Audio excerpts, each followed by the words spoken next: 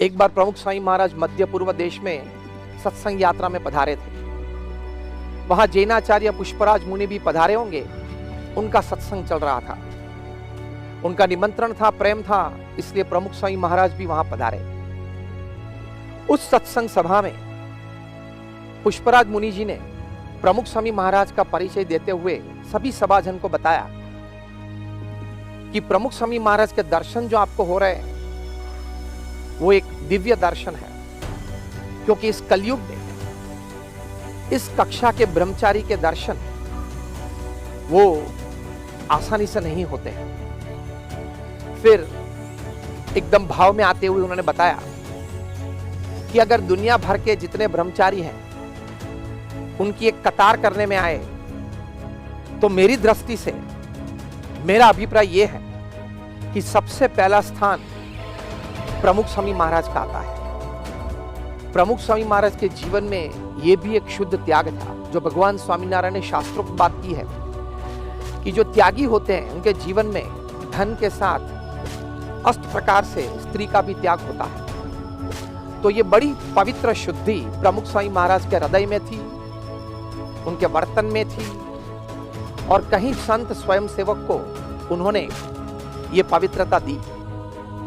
ये प्रमुख स्वामी महाराज के जीवन की एक बड़ी विशेषता है। ये भी एक बड़े चारित्र की बात आती है, क्योंकि आज कलयुग में हम देखते हैं कि जहां भी चारित्र भंग की बात आती है वहां या तो कोई धन का घोटाला होता है और या तो कोई अवैध स्त्री संबंध होता है।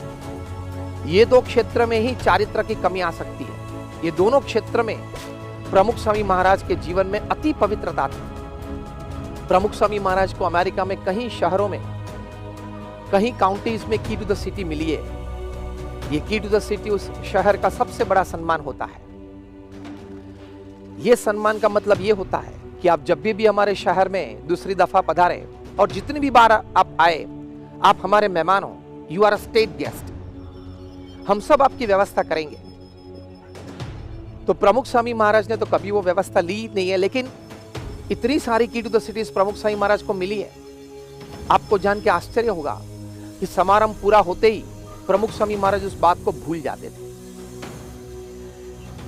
एक भी ऐसा प्रसंग नहीं है कि प्रमुख स्वामी महाराज ने दूसरी दफा कोई वो चाबी मांगी देखने के लिए उस चाबी पे क्या लिखा है, उनके सम्मान के बारे में, उनके लिए क्या शब्द प्रयोग सम्मान की दृष्टि से उपयोग किए गए, कुछ नहीं पूछा, कुछ नहीं पढ़ने के लिए मांगा। वो बात ही प्रमुख स्वामी महाराज ने कभी नहीं निकाली है।